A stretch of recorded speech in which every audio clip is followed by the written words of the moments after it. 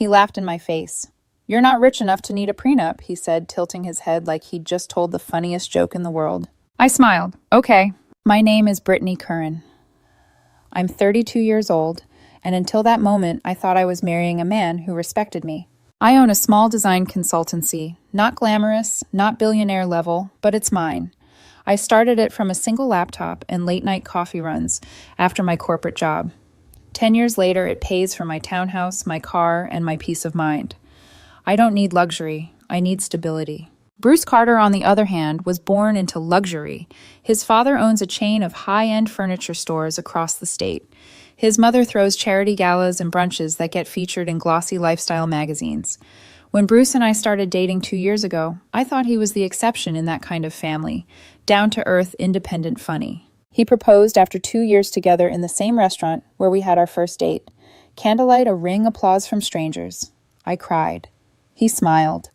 For the first time, I let myself imagine a future I didn't have to build alone. But then 2 months into our engagement, I brought up a prenup. It wasn't about distrust. It was about balance. My previous relationship had ended after my ex used my savings to invest in a friend's business that mysteriously vanished. I told myself I'd never walk into another commitment without clarity. So one night after dinner, while we were cleaning up, I said casually, "Hey, when you have a moment this week, we should talk about a prenup." He froze mid-motion, a wine glass still in his hand. "A what?" "A prenup," I said again, careful not to sound defensive. "Just something simple to protect both of us." The laugh that came out of him wasn't a nervous chuckle. It was a full, sharp, mocking laugh that echoed in the kitchen. "A prenup, babe. You make good money, sure, but come on. You're not exactly Jeff Bezos." I stayed quiet. He mistook my silence for agreement. "This is embarrassing," he added. "If anyone hears about it, they'll think you don't trust me." "You really want people to think that?" "It's just protection for both sides, Bruce," I said softly. "We both have things we've worked hard for." He smirked. "Protection from what your IKEA, furniture, and student loans." That one stung. He turned back to washing dishes, his voice light. "Relax, babe. My parents' lawyer can help us sort out anything if we ever need it. You don't have to pretend you're rich." I remember every word, every tone, every casual flick of his wrist, as if the subject didn't deserve another second. "Okay," I said finally. "If it makes you uncomfortable, we'll just drop it." But I didn't drop it. That night, I called Christine, my lawyer and close friend since college. "Brittany," she said, half asleep. "You're calling me at midnight. This must be important." "It is," I whispered. "I need a prenup," quietly. "Did something happen?" He laughed at me, I said. Mocked me for even suggesting it. Said I'm not rich enough to need one. Christine was silent for a moment, then sighed. "Brittany, you don't need to prove anything. Just protect yourself. I can draft something fair." "Add an infidelity clause," I said. She paused. "What kind of clause?" "If he cheats physically or emotionally, he pays $1 million.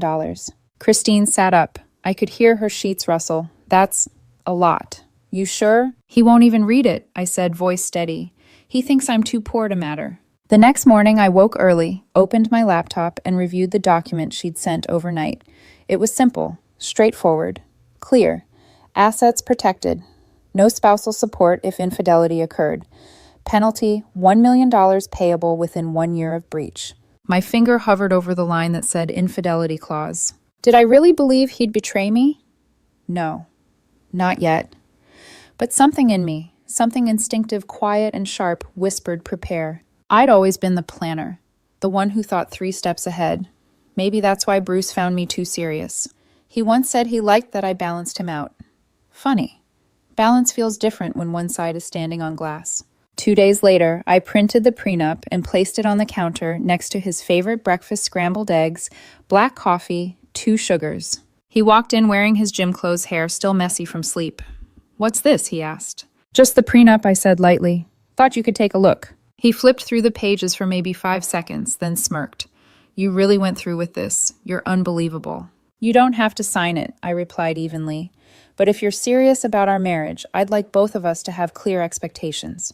He laughed again, that same dismissive laugh that had started all of this. "Sure, sure. Whatever makes you feel important."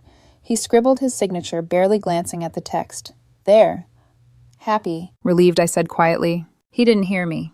He was already snapping a photo of the paper, grinning. "Gonna post this humoring my fiancé's trust issues." My stomach twisted, but I smiled. "Go ahead." He left for the gym, still laughing. When the door closed, I looked down at the signed paper and exhaled, half relief, half heartbreak. Later that night, Christine called. So did he sign? Without reading, I said, "You were right," she murmured. "He really thinks you're harmless." "I am," I replied. "Until I'm not." There was a pause. "You know, Brittany, that tone of yours worries me sometimes." "It shouldn't," I said softly. "I just believe people should face the consequences of underestimating others." Outside my window, the city lights blurred into silver lines. My reflection stared back, calm, unreadable, composed. But inside, something had shifted. A part of me knew this story wasn't ending in vows and white dresses. It was just beginning. I should have known the way he walked into the lawyer's office 28 minutes late, sunglasses still on, indoors, that the meeting would go exactly how I expected. Bruce didn't see paperwork. He saw a formality beneath him. "Sorry, traffic," he said, sliding into the chair next to me, iced coffee in hand. "So where do I sign, babe?" My lawyer, Christine, stayed professional. "Mr. Carter, you should read each section carefully. I recommend having your attorney review before signing." Bruce chuckled. "That's cute. You really think I need a lawyer for this?" He waved a dismissive hand. "Brittany's just nervous. I'll steal her Netflix password." He didn't even glance at me when he said it. Christine's pen tapped softly against the desk. "Mr. Carter, this document includes division of assets, spousal support, waivers, and several clauses." Yeah, sure." He flipped to the last page. "Where's the line?" Christine's eyes met mine's silent question. "Are you sure?" I gave a small nod. Bruce signed with a flourish, then snapped a photo of himself holding the pen. Caption this: "Humoring my fiancé's paranoia." He laughed. I didn't. Later that night, he actually posted it. The caption read, "When your girl thinks she's marrying Elon Musk, #prenup vibes, #future hubby problems." His friends piled on immediately. "Bro, she thinks she's rich.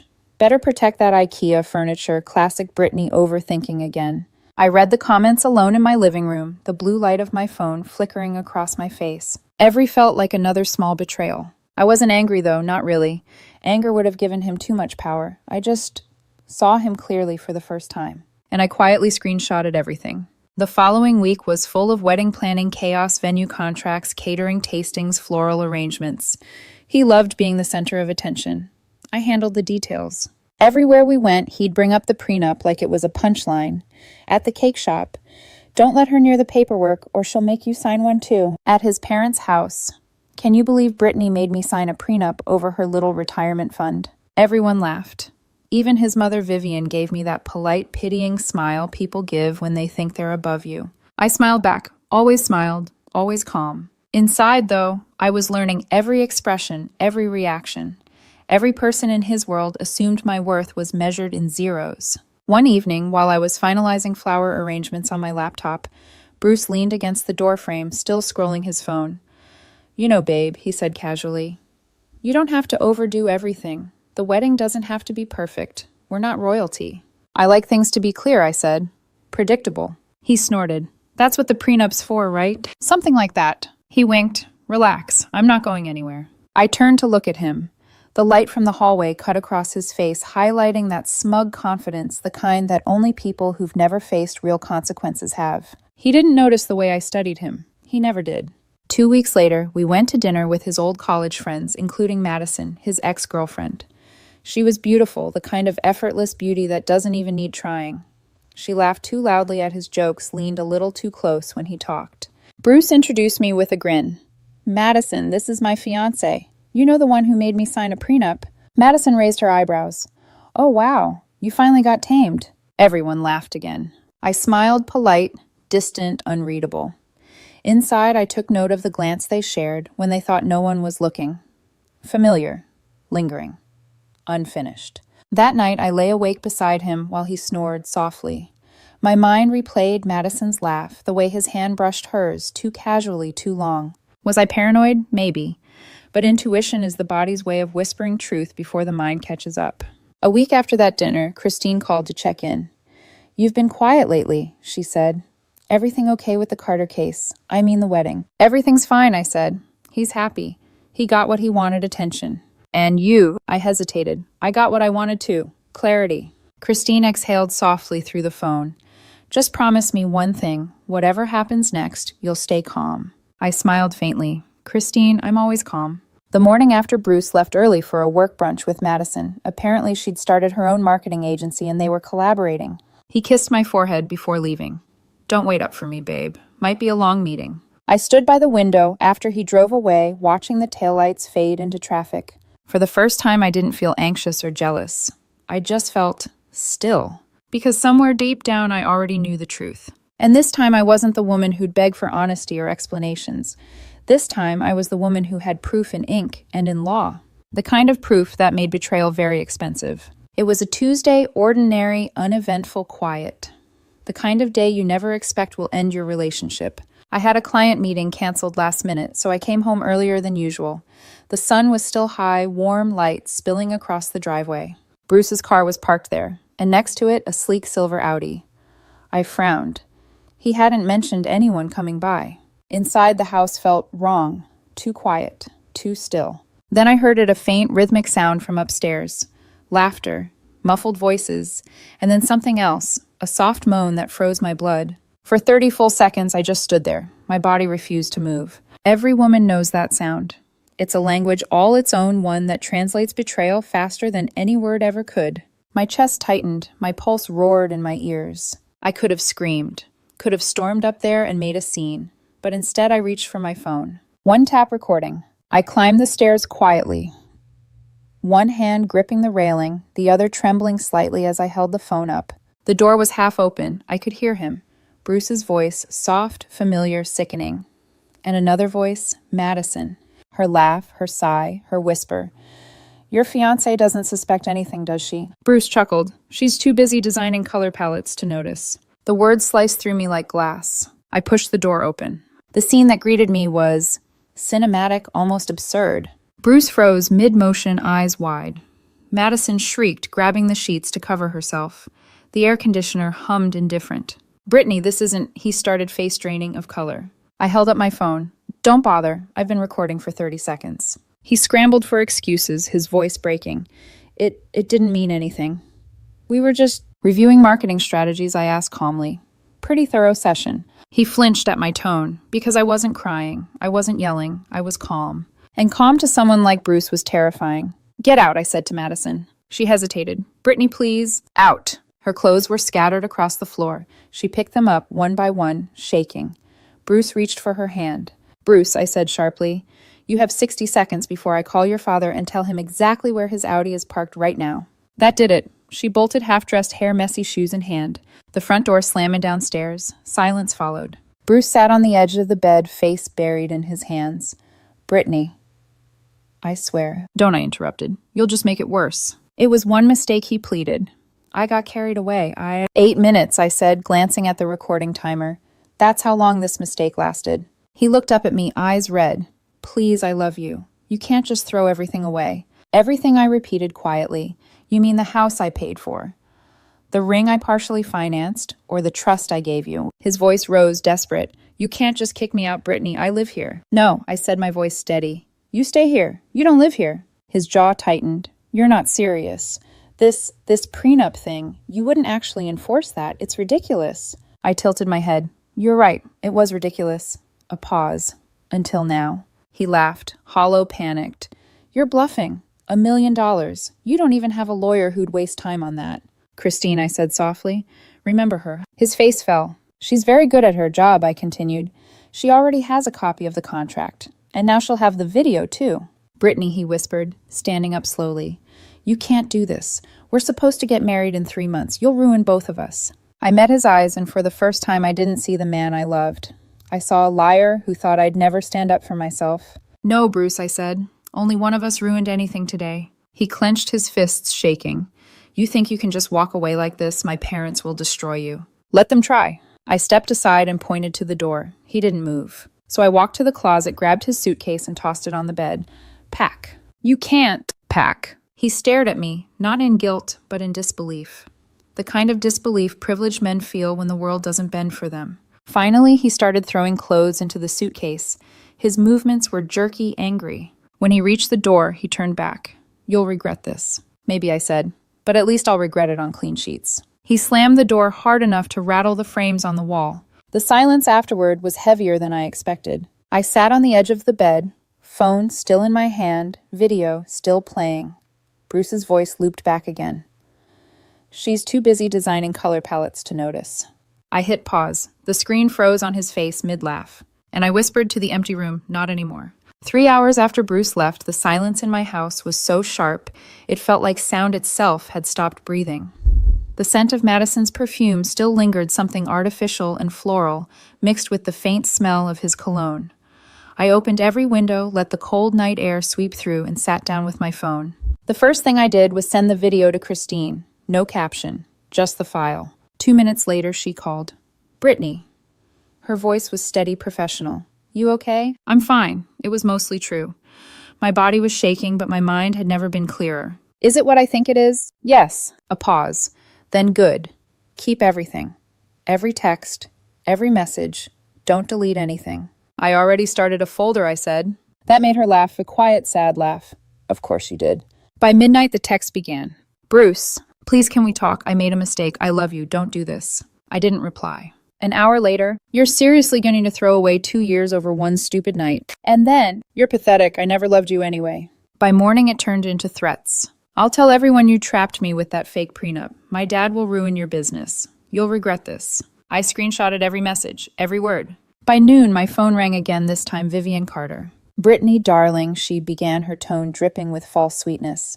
"Bruce told me about your little disagreement." "Disagreement," I repeated, voice flat. She hesitated. "Yes. He said there was a misunderstanding. I'm sure whatever it is, it can be resolved privately." "There's a video, Vivian." A pause, then a sharp inhale. "He mentioned that." "You really plan to use it? That's cruel, Brittany." He's distraught. "Cruel," I echoed. "You mean like cheating on your fiancé?" She sighed, long, theatrical. "He's young. People make mistakes. You're older. You should know better than to let one impulsive act destroy his life." I clenched my jaw. "He destroyed ours, not me." "Brittany," her voice hardened. "I'm asking you as a woman, don't drag our family through scandal. Just let it go." "And what happens to the contract he signed?" "Contracts can be reconsidered. So can relationships," I said. "Goodbye, Vivian." I hung up before she could answer. The next day, the front door burst open. Christine's warning. They might try intimidation came too late. Richard Carter. Bruce's father walked straight into my office, ignoring my assistant's protests. He pointed at me red-faced. "You little opportunist. You think you can extort my son for $1 million. I didn't even stand up. "Good afternoon, Mr. Carter. Just so you know, this conversation is being recorded for my safety." That stopped him mid-sentence. "You're recording me." "I record every client meeting," I said. Old habit. He glared. "You'll regret this, Brittany. That prenup won't hold. No judge will uphold $1 million penalty. It's absurd." "Your son laughed at it," I said quietly. "Said it didn't matter because I wasn't rich enough for it to matter." "Don't play victim. You tricked him." "Tricked," I smiled faintly. "He mocked it, posted about it, signed it in front of witnesses." "That's not tricked, Mr. Carter. That's arrogance." His fist clenched. "You're done.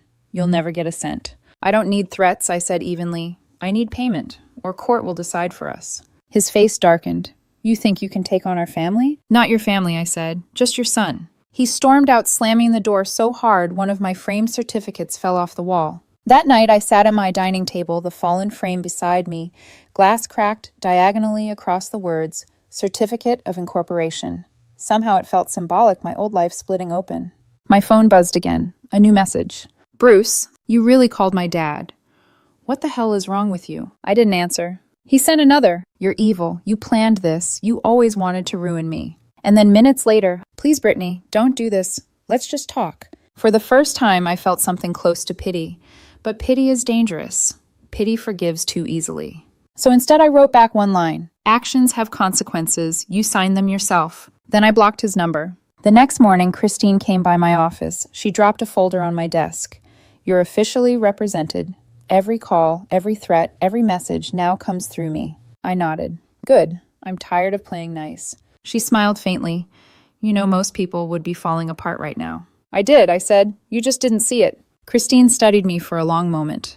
"Brittany, are you sure this isn't about revenge?" I thought about that. About Bruce's laughter, his friends' comments, the way everyone treated my success like a hobby. I thought about the way he said, "You're not rich enough to need a prenup." "No," I said finally. "It's not about revenge. It's about teaching him to read what he signs and who he's signing his future to." Christine smiled almost sadly. You've changed. No, I said softly. I just stopped apologizing for being smart. That night before I went to bed, I reopened the recording one last time, not to torture myself, but to remember. To remember the sound of betrayal the moment clarity arrived. I closed the video, placed the phone face down, and whispered to the dark. They laughed at my prenup. Let's see who's laughing now. When Christine said they'll fight dirty, I didn't realize how fast she meant. By Monday morning, 3 days after Richard's outburst in my office, a thick envelope arrived by courier, notice of intent to sue. Bruce was suing me for fraudulent inducement, intentional infliction of emotional distress, defamation, and my personal favorite, unconscionable contract terms. Christine read it over, lips curling into a smirk. They're trying to scare you. Is it working? I asked. She looked up.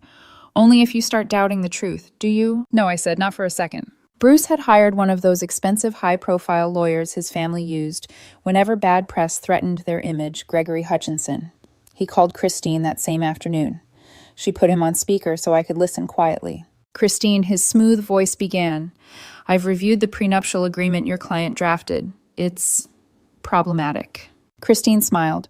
Problematic for who, exactly? For both parties. A $1 million infidelity clause for a woman of modest means. I see, Christine interrupted.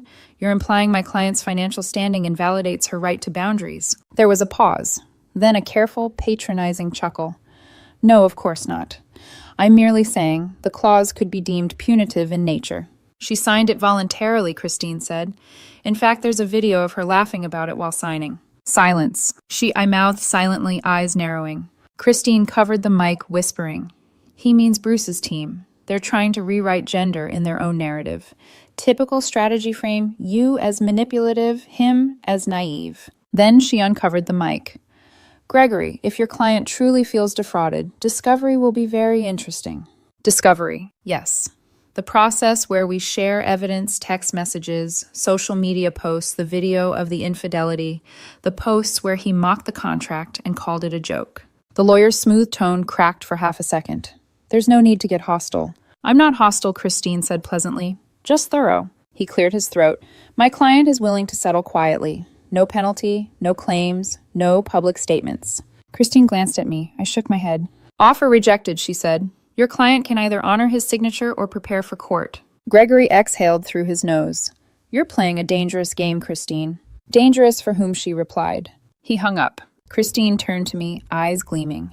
You ready for the fun part? What's the fun part? Discovery. Over the next 2 weeks, Christine and her team began collecting everything. We subpoenaed Bruce's financial records, Madison's business documents, and every communication between them. And what we found made my stomach twist. Bruce hadn't just been unfaithful. He'd been using me. 8 months before the wedding, he'd been funneling part of my business's joint savings money. He'd convinced me to co-invest into his marketing startup with Madison. That startup registered entirely under Madison's name. Every transaction, his name attached as silent investor. Christine looked up from the file. He was planning to marry you, merge assets, and then transfer funds through her company post-marriage. It's fraud, Brittany. My throat felt dry. So all those meetings, late nights, weren't business, she said quietly. They were groundwork for theft. When our counterclaim was filed, breach of contract, emotional distress, and premeditated financial deception, the Carters' legal team went silent for a week. Then suddenly screenshots leaked online. Not mine, theirs. A Reddit thread appeared titled, Wealthy heir caught cheating fiancé exposes prenup twist. Someone had anonymously uploaded the audio of the signing day Bruce laughing, saying, she thinks she's Elon Musk. Within 24 hours, the story spread across social media. People called me the smart fiancé who planned ahead. Women in the comments wrote, Queen energy. She didn't get mad. She got legal. Always read what you sign. Meanwhile, Bruce's reputation imploded. His business partners distanced themselves. His mother disabled her Instagram comments. His father pulled their family name from the charity event circuit. Bruce the Golden Boy was no longer golden. Christine watched it all unfold, expression unreadable. You didn't leak that, did you? I shook my head. Did you? She smiled faintly. Of course not. But karma works fast when screenshots exist. I smiled too, but there was no joy in it. Just quiet relief. Vivian called again 2 days later, her voice brittle. Brittany, please, she said. Bruce is suffering. He's lost clients, friends, everything. What more do you want? Accountability, I said. You've already humiliated him. No, I said softly. He humiliated himself. I just provided the caption. That night, I poured myself a glass of wine and opened my laptop. Christine had sent over the updated evidence list for court. In it were screenshots of Bruce's mocking posts, his text messages admitting guilt, financial transfers to Madison's company, the full video evidence. At the bottom, Christine had added a note. He underestimated the wrong woman. I sat there for a long time staring at that line. Maybe I should have felt vindicated, but all I felt was tired. Betrayal takes something from you, not just love, but the version of yourself who believed you were safe. I whispered into the quiet, "Let them take me to court. I have the truth. That's enough." And for the first time since this began, I slept without checking my phone. 3 weeks later, the Carter name was in headlines for all the wrong reasons. Every business magazine and gossip blog had a version of the same story. Heir faces $1 million penalty after infidelity clause backfires. She outsmarted him. The prenup he mocked became his undoing. Bruce's friends stopped calling. His father's board pressured him to resolve the matter quietly. And his mother, the ever-poised Vivian, deleted her social media accounts entirely. I didn't post a thing, didn't gloat, didn't comment. I just watched it unfold like a storm I'd already evacuated from. Christine called one morning, voice brisk. Gregory's reached out. They want to negotiate. I exhaled slowly. Of course they do. We met that afternoon in Christine's glass-walled conference room.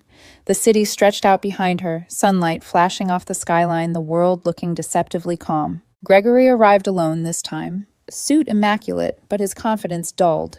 He placed a folder on the table. My client would like to settle. Christine leaned back in her chair. We're listening. $500,000. Immediate transfer. NDA included. I didn't even blink. No NDA. Full payment. $1 million. Gregory smiled thinly. That's not feasible. Christine shrugged. Then we go to court. The video will become public record. He hesitated. You'd really expose him like that. Christine's voice was cool. Your client exposed himself. Literally. For a moment, silence stretched between us. Then Gregory sighed. $700,000 up front. $300,000 over 12 months. Christine turned to me. What do you think? I studied him the expensive watch the rehearsed, calm the faint panic beneath his eyes. Fine, I said finally. 730 days. The rest within a year. No gag orders, no revisions. Gregory nodded once. You'll have the wire confirmation by the end of the week. The following Friday, Christine called again. The transfer cleared. I opened my banking app, staring at the 7 figures glowing on the screen. For a moment, my hands shook. Not because of greed, because of what it represented. Not revenge, not even victory, but proof that for once, I hadn't been dismissed, mocked, or talked over. Christine's voice softened. You did it, Brittany. No, I said quietly. He did it to himself. A week later, I stopped by Christine's office to drop off final signatures. In her waiting area hung a framed document, my prenup. Beneath it, a small plaque read, Always read the fine print. I smiled despite myself. You framed it. Christine shrugged. Couldn't resist. It's poetic. Morbidly poetic, I murmured. Still, she said, you should be proud. You turned the thing they laughed at into a masterpiece of self-respect. Pride's a strange word, I said. It doesn't feel like pride. It feels like I finished a long, painful class in human behavior. Christine raised an eyebrow. And what's the lesson? Never underestimate someone who's quiet when you mock them. The money sat untouched in my account. I didn't move, it didn't invest it. I just left it there, a quiet monument to everything I'd endured. Some nights I'd stare at it and wonder what it really was. A victory fund, a heartbreak tax. Or just the exact price of believing someone's promises. Bruce had gone silent since the settlement, but whispers reached me through mutual friends through the city's rumor circuit. He'd sold one of his father's properties to cover the payment. Madison had vanished from her boutique agency after their investors pulled out.